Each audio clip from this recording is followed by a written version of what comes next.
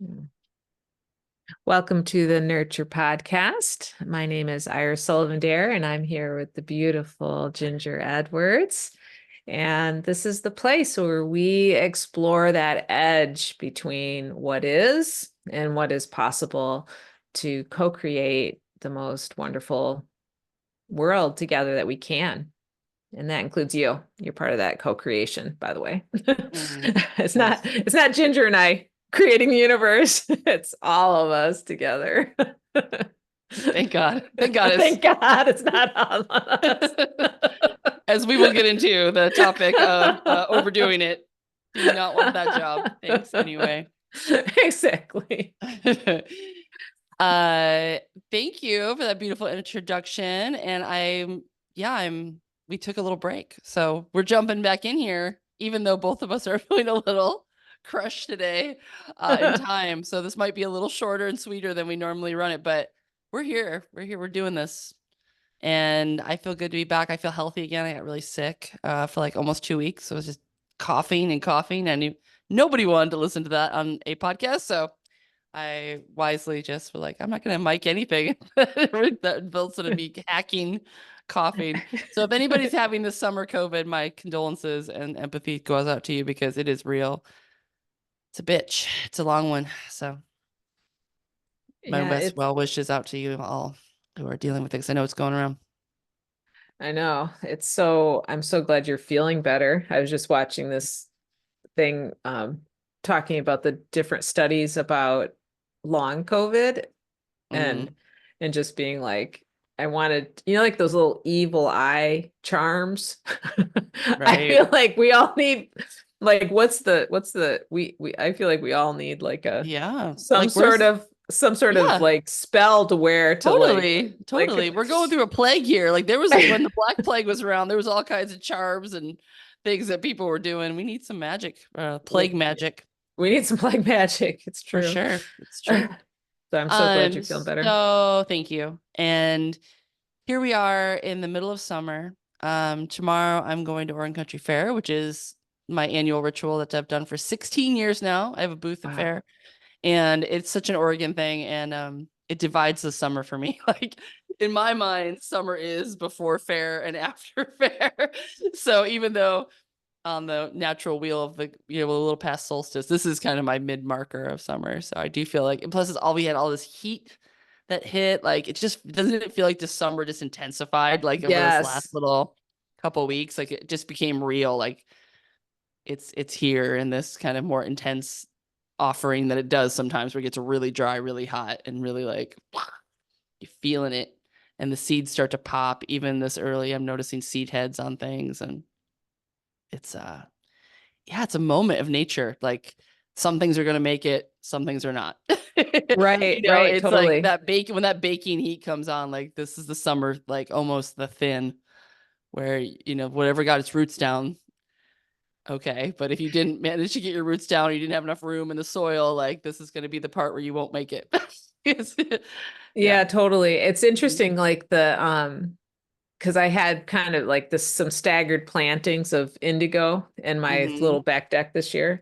And like the ones that have been there for a while, they're like, okay, wilt a little bit in the afternoon, gets really hot, but generally they're like going back up. And then there was one pot that got planted the Mm-hmm. last thing, and like it's just like completely prostate. Like Yeah. it's like, oh dude, I'm like giving it extra just like cold water in the middle of the day to Mm-hmm. try to like perk that one pot up. But it seems like it's Yeah. gonna pull through. But it's like I don't think if I hadn't been giving it extra, this is very microcosm gardening, right? I'm a Yeah. little the irrigation broke at Fred's farm, so that might be a complete loss. Like Bummer. I don't, yeah. So there you Yeah. go. What do you do? This is well, that's what I mean. Like just relating to the season, there is some kind of summer thin that happens right in the middle of July. It's like it's hot, sticky, and either you don't have a time or attention to pay to certain plants, or the irrigation breaks, or yeah, the plants just didn't get down deep enough and they don't have the roots, like the perennial roots down. And it's just interesting. It's just like that Do you moment of loss. do you feel like I was thinking about yesterday like 3 weeks ago, I was so stressed out because of my Mm-hmm. crushing list of things to do. Mm-hmm. And I kind of had to punt some stuff. And so I was just like, I can't do it. So then I didn't do it. And Mm-hmm. now it's too late to do it. Yep. And it's like there's this kind of this like zen of like, Mm-hmm. okay, my I still kind of have a crushing list to do, but like there's this zen when you get to the summer call, like you get to be like, that's not happening. No, it's not. That was a Yep. great idea. It's not happening. And like once you Mm-hmm. like, and I like sometimes I feel like I hold on to this potential for it to happen. And Mm-hmm. that if I want to figure out how to cull sooner, like because like apple Yeah. trees, they have the June drop.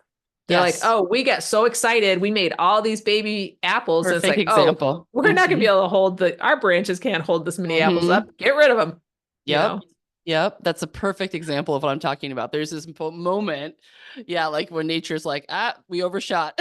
It's like drop all the extra. This is what we actually can do, Yeah, like it shakes off the excess. Yeah, and I feel like right for me in Oregon, right about this time is when you start to realize, like, yeah, you just can't do it. There's things that are just the time has passed. Like summer moves fast, It's like so fast. so fast. It'll be like we come back from fair next week. It'll be midway through July, and then it's like Lammas, which is the beginning of August, and that's the beginning of the harvest. Like that's seed set, and the energy is shifting so fast from that point on. It's wild. So there is something about, yeah, like the fire element. Maybe it's just like it feels like it's everything's just growing, dropping, changing. Like it's just happening so quickly as all of this is, you know, Do you yeah, think growth. do you think, okay, so most of us, many of us, especially if our generation went through the public school system and so had summers off. Yep. And I feel like when you have like time out of time like that, time kind of expands. And I think that it set in my head this idea that I'm gonna, oh, in the summer I'll have all this time. Mm-hmm. It's like my little kid who had the summer off from school Mm-hmm. thinks that somehow it's this huge expanse, but really it's like a hot second. Like, Yeah. I mean, I think when you're a kid, like you're I don't know, you just haven't been alive as long, right? So like mm, literally it's taking up more of your life proportionally. Like those summers are still proportionate to how long you've been alive, a good chunk of your time. And I think the older you get, these summers are not as big of chunk of your life, so they yes. kind of move fast.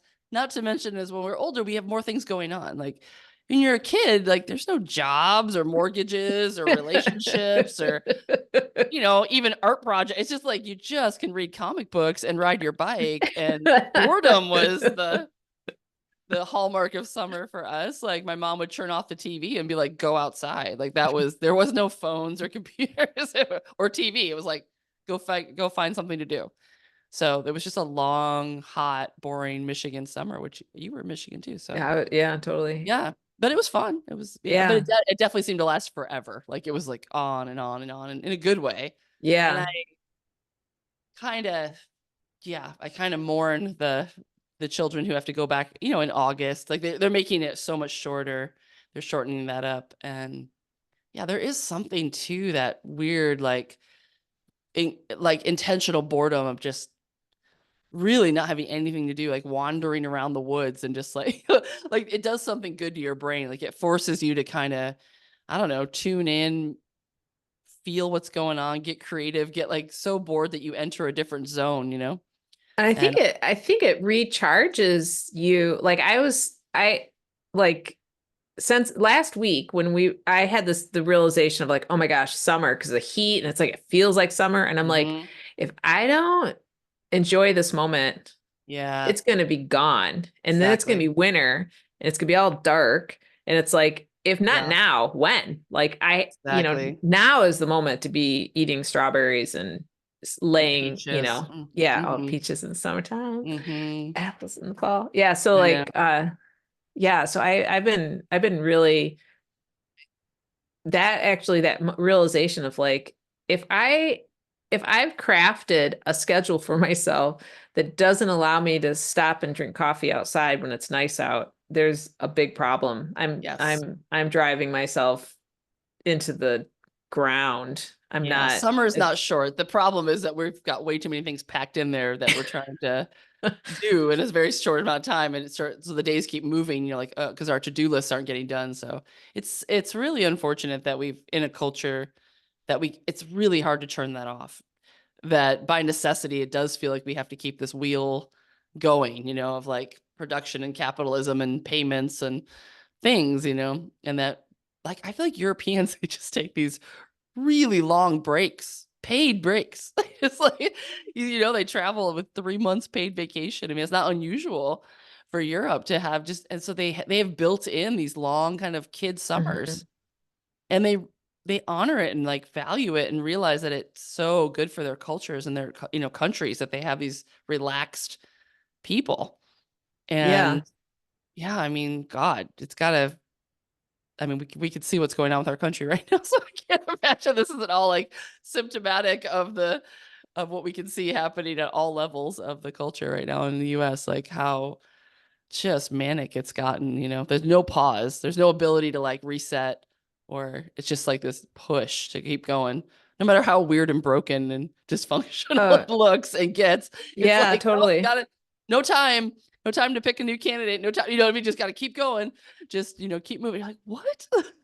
Aaron, Do you know who Winona LaDuke is? oh yeah. Oh yeah. So, um, For those who don't know, she's an amazing environmental oh yeah, activist and indigenous leader in Minnesota, I want to say. she's in Minnesota, and Yeah. she was a guest professor at U of O Mm. when I was going to school, and I got to sit in on one of her classes. So like I was like Mm. worshipful of her when I was like 22. But um she just had a post today about with uh a beaded wampum belt, like, and it's like this, Mm. you're looking at the original Constitution, because Oh, like the nice. US Constitution, of course, is like totally based on the Iroquois Constitution. So like, Mm. and just like it was great. It was a very thoughtful thing about, Mm. like this land has been democratic longer than the Europeans have been here. And Absolutely.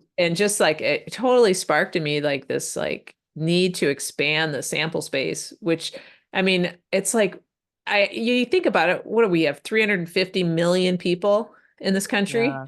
Hmm. And all of the conversation is about these two people. Like it's like we have Yeah. 350 million people. So even if you decide that 50% of people are too stupid to be president. Okay, well, that Right. still leaves like millions and millions of Yeah. potential adults that, Yeah. with support, could probably do a pretty great job. Of course. But the narrative, I mean, really the narrative that I hear, and I'm not going to dive into it because that's not what we do in Yeah. this podcast, but like it's about time. Everyone's like, oh, there's no time to, you know, Yes. make any other decisions. Like we're in it now. Everyone just buckle down and pick a side. You're like, that to me seems like the Yes. problem. It's like, and John Stewart, who I like, I was listening to him the other day. He's like, what are you talking about? It's like 150 days or something. It's a long time. He's like, people can like, I don't know, I don't watch The Bachelor. He's like, an entire person can like go on The Bachelor and like date and like get married and get divorced again. Like in this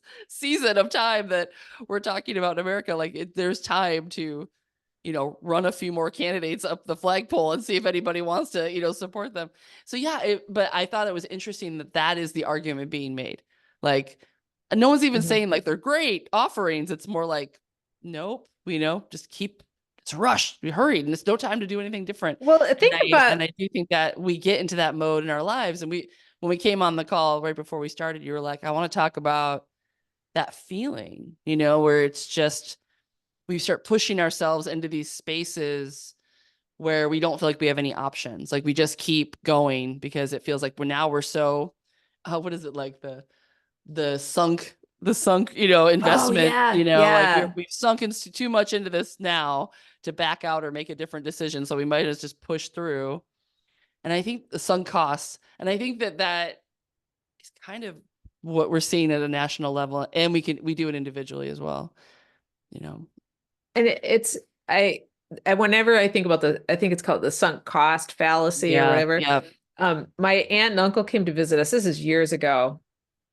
And there was some fancy naval ship that was in Astoria's port because it was on its way to the Rose Festival. I think it was like the ship that they signed the papers to end World War II or something. Like, some famous old ship was gonna get retired and it was gonna be at the Rose Festival before that all was happening. And we're like, oh, well, we could go visit that. Do you want to go do that? So they're like, yeah, and my uncle was not in great health. And like, anyway, long story short, we get there. And of course, we're not the only people that thought, sure, we'll go on the tour. I Mm. don't know, I think there were like 2,000 people. And it Oh, was this whoa. great, it was huge. And there was like this huge line down at the Port of Astoria. And so we get in line and we're like, I wonder if will it go fast or if it's slow. And so like anyway, we're like, as it's like half an hour, I'm thinking, I don't know, this seems like, is this what we want to do with our day? And it was like Mm-hmm. hot. And then like, we didn't really weren't prepared to be standing Mm-hmm. outside for hours anyway. Like, but then the longer it went on, Right. my uncle is like, well, we've stood here this long, and I'm thinking, let's Right. get out of here. Yeah. There's so many things we can do, and it's like, well, we've been here this long, we might as well stay. And it's like, and so I have this very visceral experience of like, oh my god, that was totally it. Yep. And we just stayed and we did it. And but by the time we got to the ship, we were all like so Better be good. dehydrated and like Yeah. there was no place to go pee, like, Yeah. and by the time we got there it was just like I don't give a shit about this Mm-hmm. like at Mm-hmm. all. And it's Yeah. like, so how do we do the June drop sooner? There it is. That's exactly nice way to bring it back around, Iris. And I also would refer to this as listening to the universe's whisper before it needs to Ah. scream, because there is this whisper that kind of comes through like, I think this, maybe not the bright line, like maybe not worth it, and then you have that moment to be like, yeah, I can listen to that intuitive little whisper, or you can stand longer and longer, let the sun get hotter and hotter. Then pretty soon you're like, well, I gotta get out of here, or you make the decision of like, oh yeah, I've done it now. I've been here for an hour. There's no way I'm leaving this line. I'm gonna, I'm here doing it. And I think that has a lot to do with trust and also just letting go. I mean, it's hard. It's hard to admit that, you wasted time. Like I think that it's kind of the idea, isn't it? Like there's a idea of failure. Like I could have Mm. been more efficient.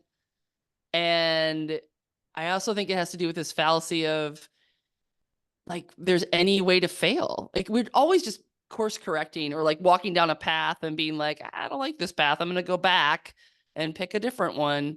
And there's no point in beating yourself up being like, why did I walk down that path? I wasted 20 minutes, oh my God. Like there's no point in it. It's just, that's what you do in life. You don't know where that path's going to go until you walk down it one day and waste 20 minutes to find out it ends in a swamp or something. You're like, okay, well now I know, you know? And I don't know, we get really then spend a lot of time trying to avoid those wasted times, but really they're not wasted. They're just exploration. And every once in a while you walk down a weird path and it works out. You're like, oh, this is a cool shortcut, or this is the actually, totally unexpected where I thought it was gonna end up, but this works for me. How do you know unless you do it? In anything, business and life, relationships, like how do you know? So it's not a waste of time. You're just checking it out, right? I Well, don't and know. it, and it's like that, the two ways of approaching a project where you think you have to have it all dialed in and all Mhm. figured out and execute it perfectly. Otherwise, you're bad and wrong. Yeah, you screwed up. Like this You idea that screwed up this. And wasted it's time, like, wasted money. that's a really toxic, Mm-hmm. super toxic. I mean, and that's totally connected to like, yeah, I mean, it's like Yeah, we because we could, otherwise, yeah, you latch onto the thing and try to be like, nope, this is gonna work because it's so hard to admit that. yes, because the stakes are really high. It's like, Yeah. and it's not in reality, the stakes are totally not high. No, no, They're they're like, it's they're as completely, high as you it's set them in your head. Yeah. right, right. Mm-hmm. It's like, Yeah. was I like super stressing out because I mean, it's not like I have an asshole boss. I am the asshole boss. Yeah, that's I'm my right. own asshole boss, Like that's the Yeah, thing. I was just coaching someone this morning and I was like, you are your own union. You need to advocate, like you Yeah. need to create a part of you that's a union rep that advocates for that lunchtime and will not it makes you take the break, because we are, if you're self-employed, yeah, you're the boss, you're the union rep, you're the all the things, but we need to have some part of us step in and be like, hey, there is no wrong way to do this. Like there's no wrong way to do life. It's a weird capitalist trope that our whole goal in life is to be like as efficient as possible and not waste time and money. Like that's not a thought of nature. Nature doesn't operate that way, right? Right. It makes as many apples as it thinks it can, possibly hold. And at some point, like the water situation, the heat triggers it to drop some apples. That's not a waste. That's like a normal, healthy response to the circumstance of the season it's in. So Right. if you're the apple tree and you've set all these projects in motion because in the spring you were feeling amazing and had so many visions and like had the spring fling going on in your brain. And then at some point you're exhausted and hot and yeah, like reality sets in, like this is the midway through summer and I'm not going to get this done, which is exactly where July puts you. It's totally natural and normal to shed maybe 50% of that and just be like, it's not for this season. And not to be mad at yourself. Like you didn't do anything wrong. There's nothing wrong with it. There's just dropping the apples and then focusing on the apples that are left that you're really Yeah, right. want to Because supply with right, nutrients. Yeah. right. Because the options are if you keep trying to hold that the 50% that you don't have the capacity for, Yeah. you lose all of it. The whole brand, the trunk splits, and then you're like zonked, and you have to yeah, yeah. Yeah, think about apple trees who can't drop apples for some weird reason. They don't, they're not triggered to do that. Yeah, their branches break off. I had an entire apple tree like break in half on my property because it had so many apples and it didn't do that drop for whatever reason. They all started getting big and the whole thing the It's entire just tree too split in half. much. Yeah. And so we are part of nature. I think that's always the reminder. And there's no wrong way to do that. And when in doubt, let it go. Right? Like that would be the wisdom that I would turn to is like if you're thinking it might not be the right apple, like drop it.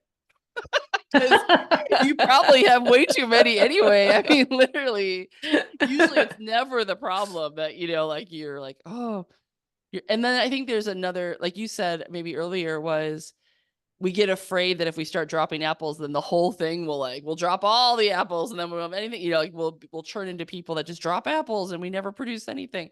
And that's not, I mean, that's rarely ever the case. That's your brain just being this extremist survival mode of like, you can't drop anything or else it's I all going to was, be wrong. Yeah. I just, one of the, there's this, he has a podcast too, Patrick Tian. He's a therapist that does a bunch of stuff on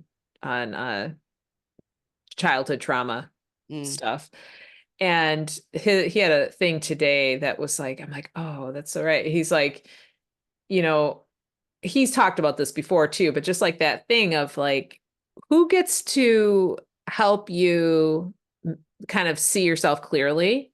mm, Like who is it that is trustworthy to let into like giving you feedback on, is that you being like kind of flaky to drop those apples, you mm, know? And it's like if you've had kind of dicey childhood, a lot of times they've like put all these like crazy labels on you without actually seeing you or seeing your developmental place. yeah. Like, of course, 5-year-olds are flaky and want to be a princess one day and an astronaut the next day. And, Yeah.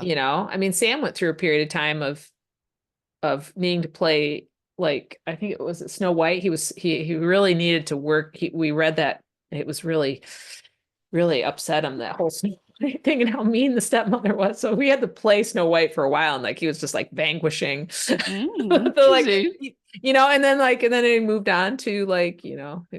all the things that you do in childhood, like, and I think that if you were to look at and tell that child you're bad and wrong for thinking that you should, that you want to be Peter Pan or whatever, Mhm. or, like that's kind of a mind trip. And so then we internalize that and then Yeah. and it's like, so how do you get to that place of like really recognizing, ah, is who, I think of it as like, as if I were doing a dissertation, who do I Mm. want on my committee?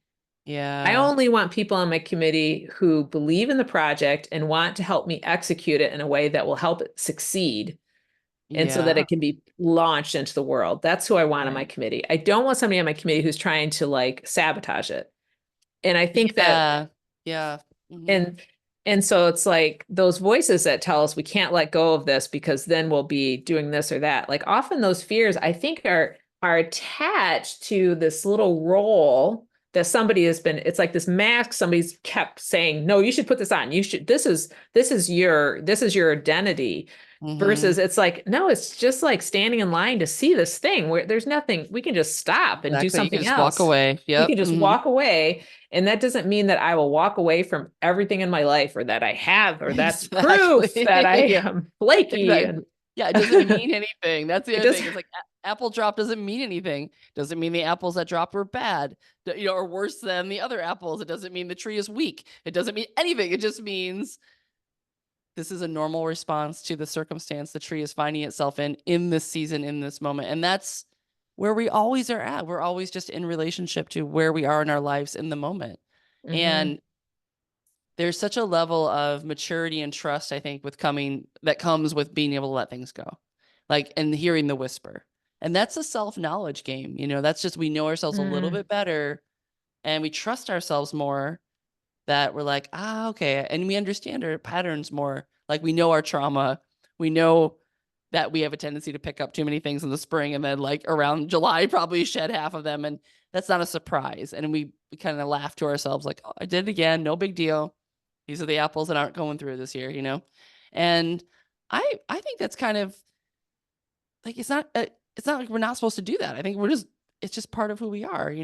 And I think the real damage comes when we get afraid to even pick up the damn apple or get in the line because we've set up people won't even try because they're like, oh, but what if I Yes. can't carry it through? Then I'm some kind of, that means that, they're making that mean something. Again, like you're probably right, from some story in their head about their childhood. Somebody told them at one point, if you get in the line and you don't go through, then yeah, you're some kind of flaky, weird, you're not reliable, you're not trustworthy, you're not whatever your head is making that mean. It doesn't really mean anything. And then when we know each other, we know ourselves better, I think we can trust that it doesn't mean anything. And we can start dropping things that are bigger. And then also, when you do get in the practice of dropping things, and then you see disaster does not follow, but Then it expansion. feels safer in your body because you're like, Yes, you're teaching yourself, like, then it's, look, like nothing happened. Actually, it felt good. Like that was the right moment to drop it. When I sold my tea company, it was very much the whisper. It wasn't a scream yet. I was feeling like complete, but I could have kept that thing going for 5 more years. It was making money and there was nothing wrong with it. It was successful. I still enjoyed it.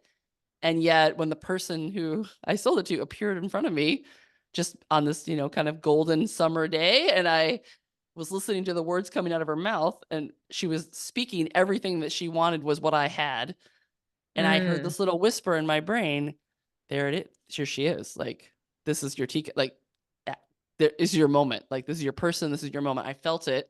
And so it came out of my mouth before I had any plan to sell my tea company. I'm like, hey, do you want a tea company? And she was like, oh, the light went off in her brain. Like, that's really a cool offer. And she didn't say yes right away, but like within a month she did. And so that was the whisper. And I just opened my mouth and let the words come out. And like, I was kind of surprised to hear myself say it, honestly. But what a beautiful handoff. It worked great. And as soon as I said it, I felt like my body be like, yeah, like an mm, expansion. So I mm, think that's a somatic experience of dropping your apples. I'm gonna keep mm. using that metaphor. Feels light. It feels lighter. Like you feel, oh, that's good. Like that It's was a, something it's I a didn't need huge, to hold. it's a Yeah, huge, it's a huge relief. Once you've yeah, dropped it, it's yeah. not, if you're not, yeah, like once you've dropped it, for me, there is like, I'm not second guessing it. It's like, like it's like, oh, that's not happening. And once you're at Yeah. that place, it always is like, oh, phew. Yes, exactly. And if that's how it feels, you're fine. Like, you know that that was the whisper and you went with it and it's great. If you say it and then you have a panic attack, like maybe, that's something to Yeah, sit yeah. with. Like, okay, well, maybe you're not ready. Maybe it's not the right time to drop that. Maybe it's too soon or whatever. But very often I have felt, and it's the scary part is like building up to that point because there's a lot of safety and attachment Hmm. to holding on to the thing because yeah, it's working. We've sunk cost. Like there's all this, safety and comfortability built into this thing that I know how to do or that I've started or, this is the plan. And I've, So, I've, I've spent some time on this plan and I'm attracted, I'm attached. It's attachment for sure. Like it's yeah. not, and so I feel like anytime you release an attachment versus like something you really love or passionate about, those feel different. Attachments are like things we're Hmm. holding on to for comfort and safety that it would feel lighter to let them go.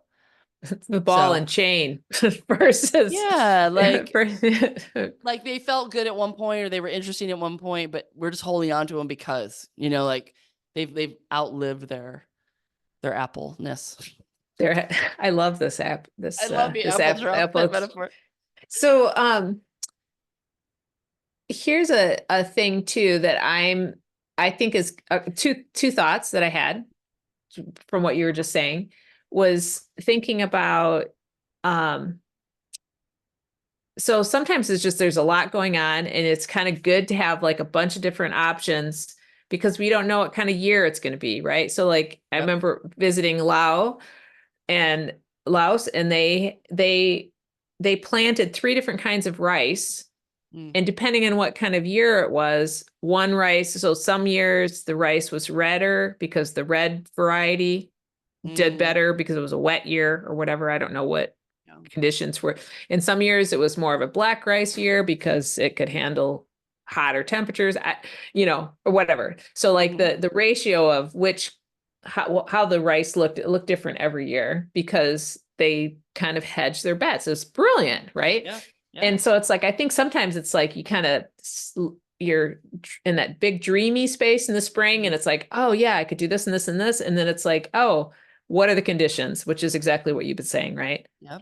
And so you Yep. kind of have to have a little bit of a plethora Mhm. in Yeah, order there's to nothing have an wrong with apple that. drop if you don't make any big risks and there's nothing to cut, right? Like you're just kind Yeah. of immobilized. So that's a Yeah. different thing. That's the fear of never getting in the line in the first place, like, Yeah. then you're stuck with what you got. And yeah, and if something comes to disrupt that, then it could be a bigger problem. If you don't Because have it's some all you have. It's like it's all you have. there's no way to, and Yeah. and Which I is think why I that think people get really even more attached and more protective and yes. weird about the thing that, the one apple they're trying to like make happen. It's a much stronger energy around it. I mean, and I'm not trying to equate that with focus. Focus is beautiful. Like, you pick your things you want to Yeah. focus on. But yeah, nature teaches us like it doesn't make one seed, it makes But I a think that thousand seeds. that's a culture thing too, because it's like if like what is the culture that benefits and supports us? I would say that the more in line it is with our nature, which is reflected to us in the natural world, like Hmm. our nature in the natural world, there's so much overlap. It's like we can see ourselves more Yeah. clearly through nature, as we always are saying. Hmm. So it's what the more you remove us and make these kind of weird arbitrary ideas on what it is to be human, then it's like, of course, that our myth of scarcity fears are going to come up if it's like my only options is option A, or versus when you realize there's always like this huge amount of There's always a yeah, million options. Yeah. there's The always a universe million is options. vast. Yeah. I mean, And that you have, I mean, look, I mean, I think that's true. I think there's always options. I know that there are situations in life that feel like there's less options, economically, health-wise. I mean, like there is limitations, but even right. within those limitations, there's still a plethora of options, right? So it's it's only when we get attached to like wanting it to look a certain way, and we're like, we dismiss all the other options because they don't feel safe. They don't look the way we thought they would. They're not the thing that we sunk our imagination and fantasy to. A lot of this is fantasy. Like, we get attached to this idea, this projection of what we think is happening. And Yeah. we cannot drop the apples. Like, they're Right. not even real. They're like fantasy apples that have potential. They're You know, potentiality apples that we're like so attached to. Like, if we just, I mean, I did this in my marriage. I mean, if it just could, move this one thing here and one thing there, then all of it would click and it would work. And I was, it makes you not look at the reality, and you're just kind of always focused mm. on like, but it could be if we just, tweaked it, if we just, and that's a trap. That's like, you spend just so much time defending that fantasy and, that attachment. And it's not even real. It's not even there yet. So that's another way I think that we can get stuck with it. It's like the sunk cost is like a mental projection of what part of us wants to have happen and is like really invested in that feeling. And we And I can, wonder if that sunk cost thing, like the functionality of it, because it's a total phenomenon. We all have it. It's not like, mhm, and it's like, well, it kind of makes sense. Like if you, that's what helps us have that tenacity to mhm.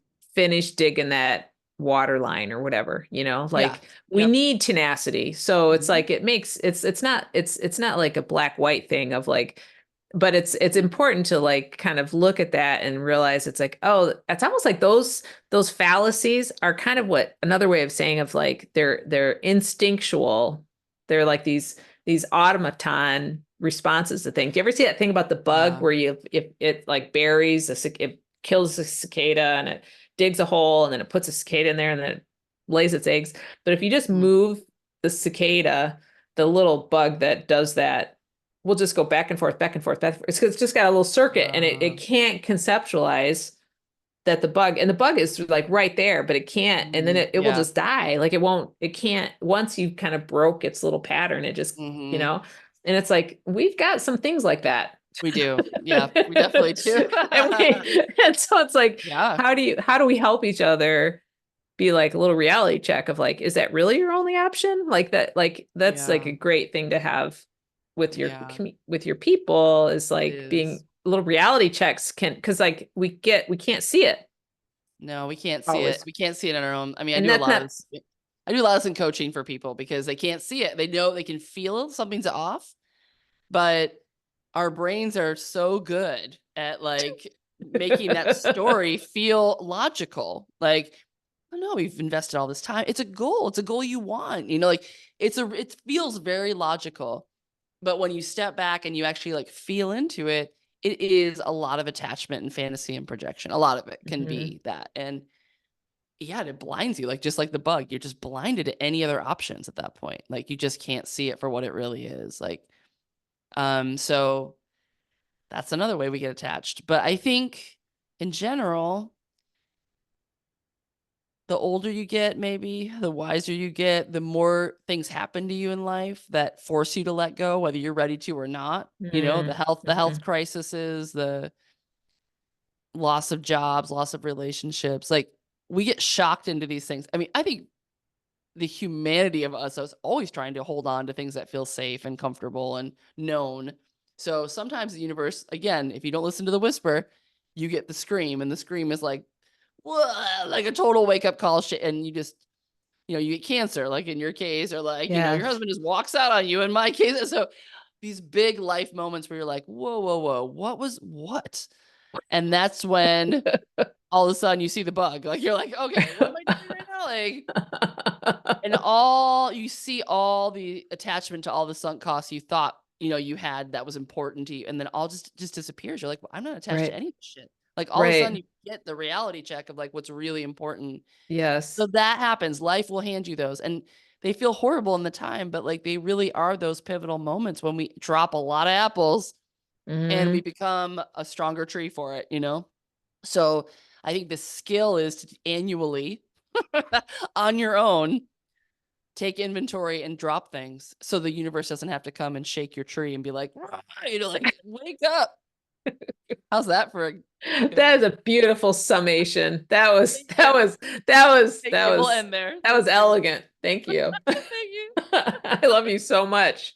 I'm really psyched about our commitment to like having these little chit chats. It's Yeah, I know. so That wasn't great. even that short. We're like, this is gonna be 20 minutes long. We're in and out. We're doing this.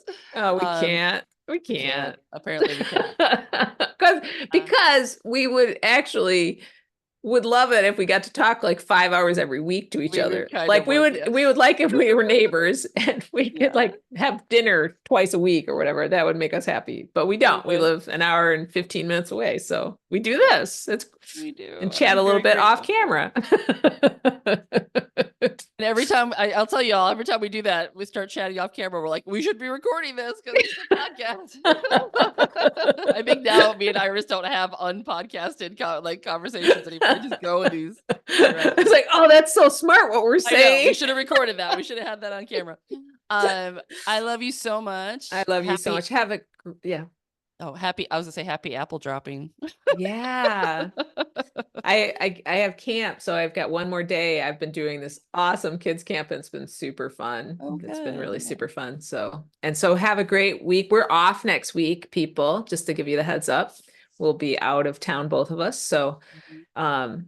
but we'll catch you on the flip side. So, Yeah. And in the meantime, just this is a great little homework piece. Shake those apples off, see what's on the ground and what's in the tree. It's going to be interesting process. And I know I was just listening to the astrology recently. This is the conversation we just had is just very supportive of like what the astrology is doing this oh, week as nice. well. Yeah. Like Yeah. this is all that moment is here for lots of different reasons. But yeah, I think that Eat some berries. I was just gonna say that, like savor the moment, savor the Yeah. summer. Oh, it's so beautiful.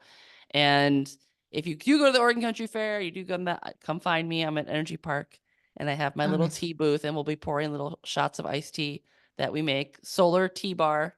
Super fun. Nice. It's year 16 for me to have a booth at Country Fair. So it's just such a like tradition and I I don't like know, it. it's just such a core part of my summer. And so I'm looking forward to What's it. the name of the tea booth? Because I'll send my nephews. My nephews are both working at the fair. Oh, fun. Yeah, it's the Community Solar Tea Bar. It's an energy park. Nice. All right. Yeah. And I'll talk let about them know. nurture culture, man. That's a whole podcast. But the Oregon Country Fair has got so many layers of nurture culture going on. I think it's year 53 or something for that festival. Wow. It's an amazing, like multi-generational, super cool space, unlike anything I've ever really bumped into. It's such Yeah. an Oregon thing. God, it's so magical. Yeah, my friend So Leslie's been on the security team for over 30 years. I know. That's the thing is that people get in there and they don't go away. It's just like, Yeah. like a community that only gathers once a year. It's so interesting. It's And I think it's just permission to play. This is like yes. the kids that we want our summer break. Oregon Country Fair is just a big playground, that's all it is. So All we'll right. have Big summer love. break. Mwah. Love you so much. Love you so much. I'll talk to you soon. Okay.